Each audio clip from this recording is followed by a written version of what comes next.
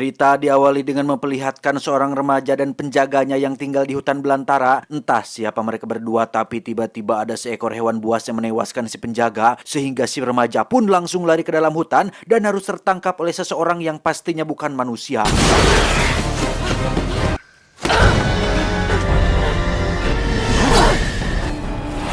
Dan kisah akan berfokus pada seorang remaja lain bernama, kita panggil saja si John, yang terlihat sedang bersenang-senang di pantai bersama dengan babaturannya, di mana John mampu melakukan gerakan akrobatik yang membuat teman-temannya cukup terkesan.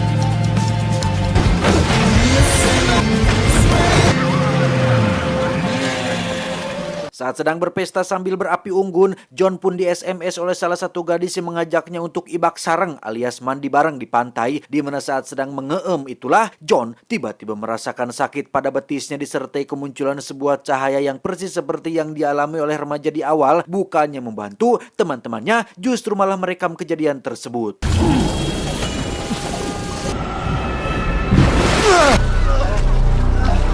Keesokannya John pun dibangunkan oleh seorang pria bernama Henry yang menyuruhnya untuk bersegera berkemas meninggalkan tempat tinggal mereka. John diminta untuk membakar semua barang-barang pribadi lamanya termasuk plat nomor dengan tujuan untuk menghilangkan jejak dan identitas. Entah apa tujuannya, tetapi saat Henry sedang berkemas, ada seekor kadal yang masuk ke dalam salah satu tas dan tersengaja terbawa bersama mereka berdua.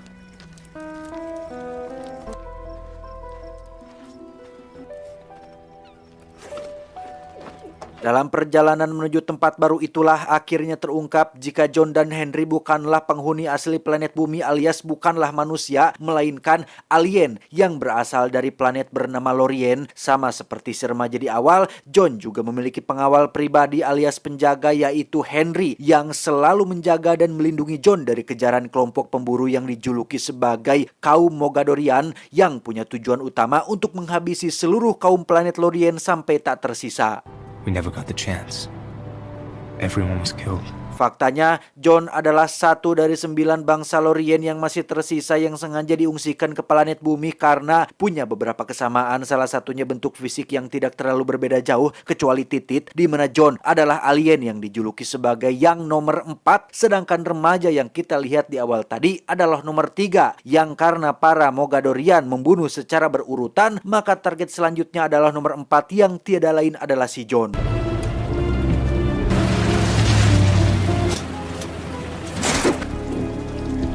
Tiba di tempat baru dengan identitas yang baru, Henry pun menyiapkan semua yang dibutuhkan oleh si John seperti berkas-berkas untuk mendaftar di sekolah SMA yang baru, di mana Henry selalu mengingatkan John untuk tetap low profile, jangan menarik perhatian, jangan pernah tergoda untuk jadi pusat perhatian, jangan menonjol, jangan pacaran, jangan eskul, jangan les, jangan coli, jangan sok pintar, jangan ikutan hal-hal yang bersifat di luar sekolah, karena jika sampai John dikenal oleh banyak orang, bahkan wajahnya difoto dan diupload ke media sosial, maka itu akan memperbesar kemungkinan untuk para kaum Mog melacak keberadaannya. I don't want to be original. I want to be invisible. John pun memberitahu Henry tentang luka baru yang ada di betisnya yang sekarang menjadi ada 3 luka, di mana Henry menjelaskan bahwa apabila 1 dari 9 bangsanya mati, maka secara otomatis akan muncul luka di kaki bangsa yang lain, yang jika lukanya ada 3, maka itu tandanya para kaum Mog sudah berhasil membunuh 3 dari 9 saudaranya. Tak hanya itu, Henry juga memiliki sebuah software khusus atau aplikasi khusus yang bisa mendeteksi wajah si John, yang apabila ada foto atau gambar yang sesuai dengan bentuk wajahnya, maka software tersebut akan secara otomatis menghapus gambar tersebut dari internet. Oh shit. Saat itulah kita akan melihat si kadal baru saja turun dari mobil, di mana kadal itu sepertinya adalah kadal jadi-jadian karena ketika masuk ke dalam semak-semak, keluar-keluar sudah menjadi anjing yang tanpa mengetahui asal-usulnya dari mana, John langsung mengampihannya dan menjadikan si anjing sebagai peliharaannya. Sementara itu di rumah lama Henry dan John, kita akan diperkenalkan pada seorang wanita bernama, kita panggil saja nomor 6, yang tiada lain adalah saudara sebangsanya si John, yang karena Henry kurang rapi dalam menghilangkan jejak, si nomor 6 pun berinisiatif untuk menghancurkan rumah tersebut. Kembali ke John yang baru badai angkat sekolah, di mana Henry lagi-lagi mengingatkan si John untuk jangan caper dan jadi pusat perhatian, yang meskipun sudah berulang kali mengatakan tentang hal ini, Henry tidak pernah bosan-bosan melakukannya demi untuk menjaga si John tetap aman dari para kaum Mog yang mengejarnya. Fine.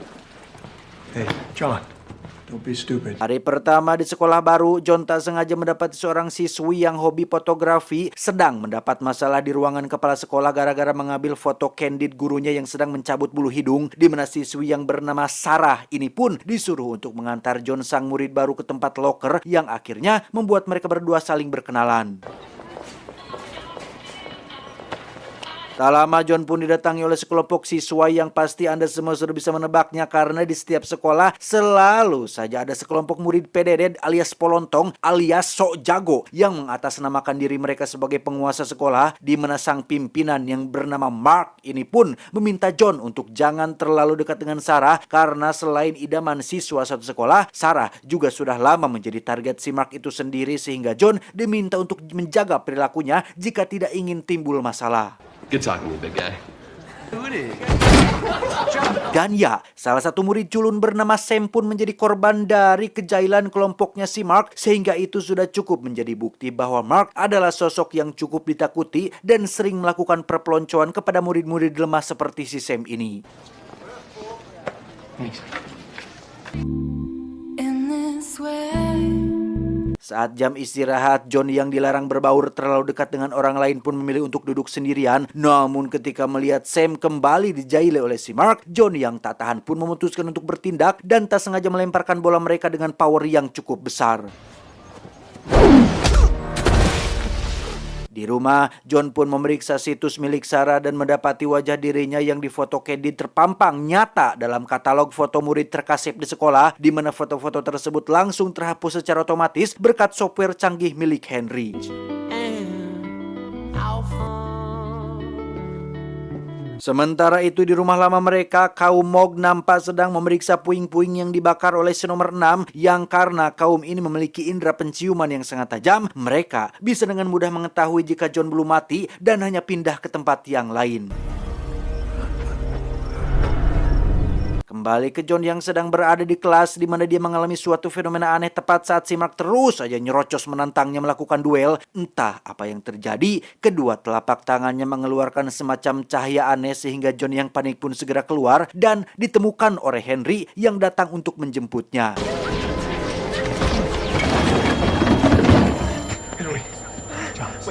Henry menjelaskan bahwa apa yang terjadi pada John sekarang adalah sebuah warisan, sama seperti sawah 2 hektar dan kebun kelapa di Babakan Kadu. Kedua orang tua John mewariskan sebuah kekuatan yang hanya dimiliki oleh John sekarang. Entah apa fungsi dari kekuatan ini, John diminta untuk fokus dan pelajari perlahan bagaimana cara menggunakannya. Sesuai saran dari Henry, John pun mulai melatih fokus dan fisiknya dengan lompatan di hutan belakang rumah. Persis seperti remaja yang ada di adegan awal, John mampu melakukan beberapa gerakan akrobatik yang cukup sulit dilakukan oleh seorang remaja akil balik biasa.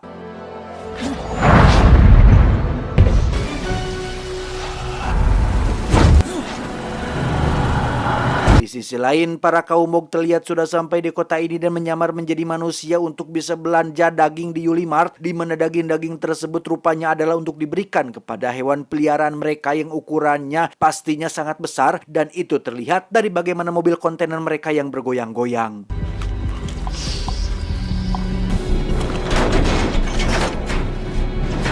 Kembali ke John yang sepertinya tidak mengindahkan peringatan dari Henry terkait berbaur terlalu dekat dengan orang lain. John yang hawa nafsu dan hawa mudanya sedang menggebu-gebu pun nekat menemui Sarah dan sok-sokan mengantarkannya pulang ke rumah, bahkan ikut makan malam bersama dengan kedua orang tuanya. A few weeks ago, the Smiths, right? Yes, sir. And your father. John yang sejak kecil tidak punya bapak dan ibu pun sempat terdiam ketika melihat kehangatan keluarga Sarah, di mana momen ini menimbulkan rasa ingin lebih dekat dan lebih ingin berbaur dengan orang lain, sehingga jangan salahkan AA Guru Gembul apabila benih-benih cinta mulai tumbuh di antara keduanya.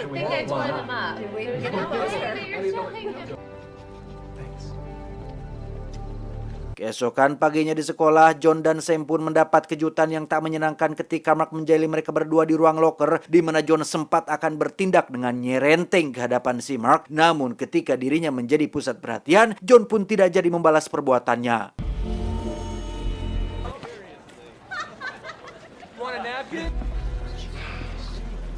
Di toilet, Sam pun mulai menceritakan kehidupannya yang penuh dengan tekanan yang setelah ayah kandungnya dinyatakan menghilang entah kemana, kini dia harus tinggal bersama ayah tiri dan ibunya yang sering tidak ada di rumah, di mana Sam juga menceritakan tentang profesi ayah kandungnya yang banyak dicemooh oleh banyak orang terkait penelitian yang dilakukannya terhadap UFO, makhluk luar angkasa dan sejenis-sejenisnya. Dulu Sam sangat yakin dengan apa yang dikatakan oleh ayahnya terkait makhluk atau adanya makhluk luar angkasa dan dunia astronomi dan tata surya dan alam semesta. Tetapi setelah orang-orang menganggapnya aneh dan tidak ecreg, Sam pun mulai kehilangan kepercayaannya terhadap teori-teori tidak masuk akal yang dikatakan oleh ayah kandungnya tersebut. Henry sendiri terlihat baru saja menemukan sebuah artikel berisi seorang pria yang diduga hilang diculik alien, di mana pria yang dimaksud ternyata adalah ayah kandungnya si Sam. Dan terdapat alamat pabrik baja tempat ayahnya bekerja dulu, sehingga Henry langsung pergi menuju ke sana dan menemukan 9 simbol yang mewakili kekuatan dari masing-masing kaum Lorien. Juga terdapat sebuah batu berwarna biru yang sepertinya adalah benda yang sangat penting.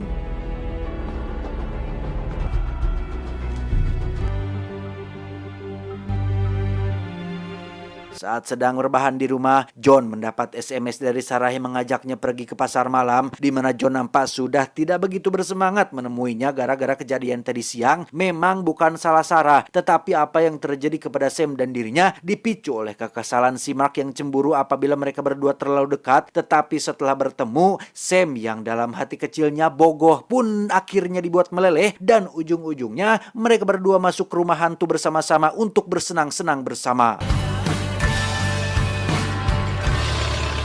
Awalnya mereka bersenang-senang dengan beberapa jump scare yang dibuat oleh para jurik buatan, namun semuanya berubah ketika muncul beberapa orang bertopeng yang menculik Sarah dan menghajar John secara keroyokan. Yang tepat saat Sam mengawasinya dari kejauhan, John yang kesal pun bangun dan mulai menggunakan kekuatannya untuk membalas mereka semua.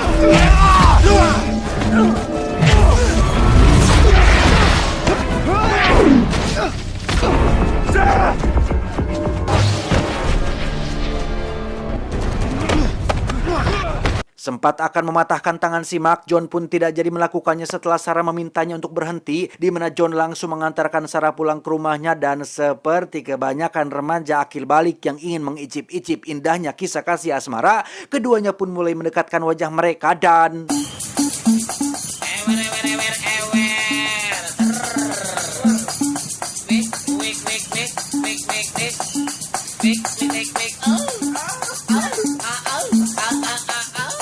Saat akan pulang, John pun mendapat SMS dari Sam yang mengatakan bahwa dia sudah melihat apa yang John lakukan di pasar malam tadi, di mana John langsung pergi menemuinya untuk memastikan hal tersebut, yang pada akhirnya John tidak memiliki pilihan lain selain jujur tentang jati dirinya yang sesungguhnya. And the hand thing? That's not human. Ketika John menyebutkan nama Mogadorian, disitulah Sam langsung terbesit sebuah teori tentang ayah kandungnya yang hilang secara misterius, yang mungkin saja telah diculik oleh para kaum Mog. Yang sebelum mereka selesai berbincang, ayah tiri Sam pun teriak-teriak memanggilnya untuk secepatnya masuk ke dalam rumah. Keesokan paginya, John dan Henry pun kedatangan bapak kepala sheriff setempat yang ingin menanyakan perihal kejadian di pasar malam tadi malam, karena faktanya beliau ini merupakan ayah kandung dari si Mark, sehingga ketika mendengar anaknya dihajar oleh seseorang sampai tangannya cedera, membuat beliau menjadi penasaran tentang siapa yang telah berani-berani berbuat seperti itu kepada anak tercintanya. Setelah ayah Mark pergi, Henry langsung menyerang John dengan berbagai pertanyaan terkait peringatan yang sering disampaikannya. Henry menganggap jika John adalah sosok pemuda yang bangkar warah, susah diatur, dan sulit dikendalikan. Yang ketika John diminta untuk segera berkemas dan pindah ke tempat lain, di situ John mulai berani menentang perintah dari Henry, yang tentu saja semua ini terdorong oleh cinta monyet yang terjadi di antara dirinya dan si Sarah. John!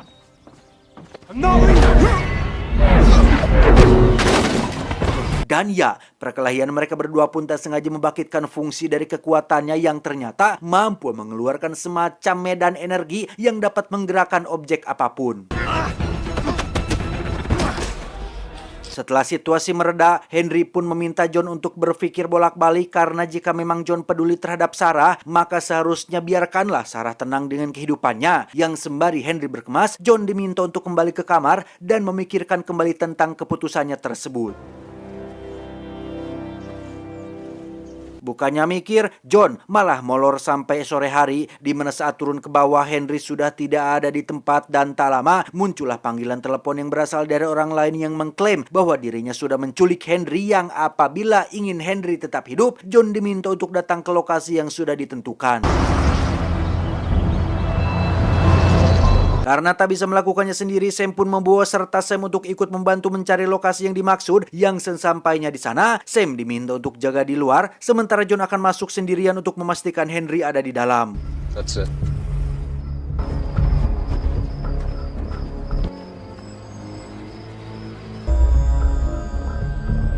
Sungguh berguna sekali cahaya pada telapak tangannya karena John tidak perlu menggunakan flashlight ataupun senter untuk penerangan. Yang ketika sudah menemukan Henry yang sedang terikat, tiba-tiba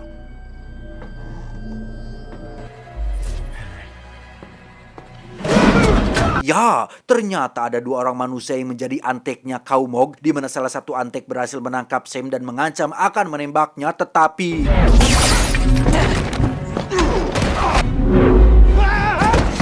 setelah melumpuhkan kedua antek tersebut, mereka bertiga pun segera masuk ke dalam mobil untuk secepatnya pergi dari sana. Yang ketika mobil tak mau menyala, muncullah satu Kaumog yang langsung melompat dan berhasil menusuk Henry tepat di dadanya.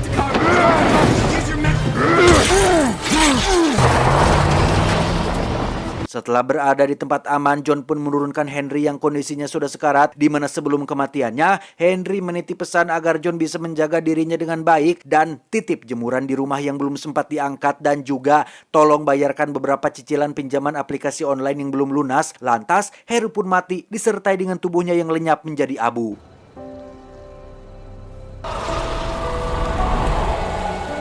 Sementara di lokasi sebelumnya, si kedua antek yang sudah siuman pun dimintai pertanggungjawaban atas kegagalan mereka menahan John dan Henry, di mana sang komandan menunjukkan sebuah bola kecil sebesar kelereng yang terdapat pemotong yang sangat tajam dan memasukkan bola tersebut ke dalam mulut si antek sebagai hukuman atas kegagalan yang mereka perbuat. Would you like to play with Kembali ke John yang sedang melihat-lihat batu biru pemberian Henry, di mana Sam yang pernah melihat batu semacam itu pun langsung teringat dengan batu yang sempat dia ambil dari tempat penyimpanan ayahnya, sehingga Sam diminta untuk pulang ke rumah ambil batu tersebut, sementara John akan pergi ke rumah siswi yang sedang berpesta untuk berpamitan kepada Sarah yang ada di sana.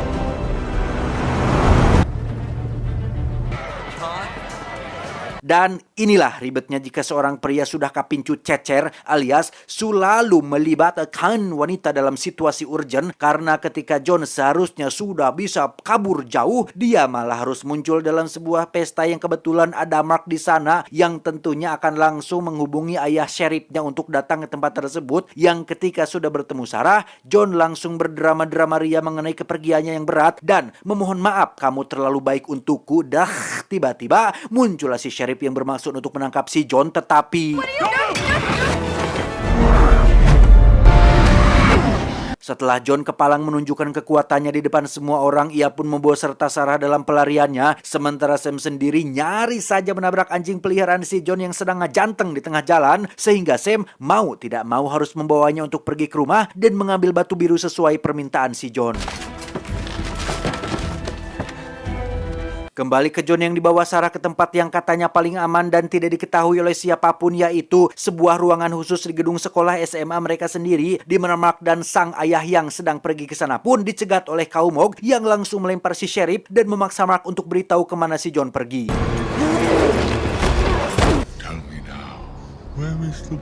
Setibanya di sekolah, Kaumog langsung melempar si Mark tepat ke kaca jendela, di mana John dan Sarah yang melihat hal itu pun langsung lari menuju ruangan lain dan tiba-tiba ya, muncullah nomor 6 yang datang untuk menyelamatkan si John, di mana nomor 6 ini memiliki kekuatan spesial yang berbeda dengan si John, yakni dapat melakukan teleportasi jarak dekat yang tentunya akan membuat musuh menjadi kebingungan.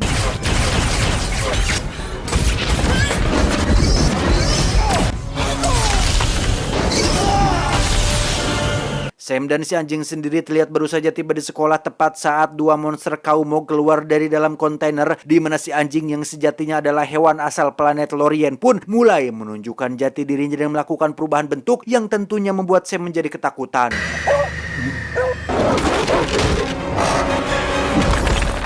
Sam pun lari menuju John dan yang lain yang ketika mereka sedang bercengkrama di saat-saat yang tidak tepat, tiba-tiba saja muncul monster lain disusul dua kaum yang datang untuk menyerang, di mana John meminta mereka semua untuk kabur, sementara dirinya akan memancing si monster ke tempat lain.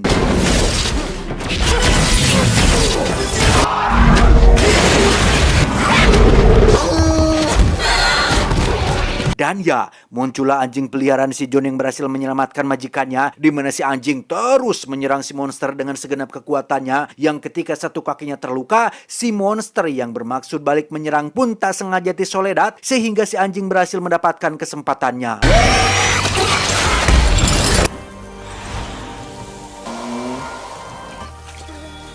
Berlokasi di lapangan sekolah, John dan nomor 6 pun berkolaborasi untuk mengalahkan Kaumog yang dengan dua kekuatan yang berbeda. Mereka berdua pun berhasil mengalahkan mereka, menyisakan hanya si komandannya saja.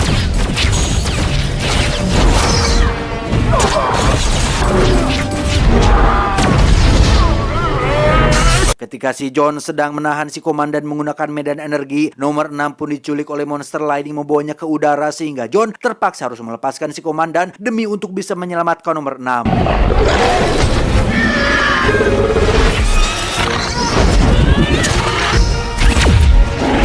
Dan ya, si komandan akhirnya berhasil mendapatkan si John dan tinggal membunuhnya saja tanpa harus bercakap-cakap dulu, dan entah seberapa pentingnyakah berbicara sebelum membunuh, karena hal itu justru malah membuat si komandan kehilangan kesempatan ketika nomor 6 berhasil melakukan teleportasi tepat saat John meledakkan peluru yang ada pada tubuh si komandan. Tuh kan?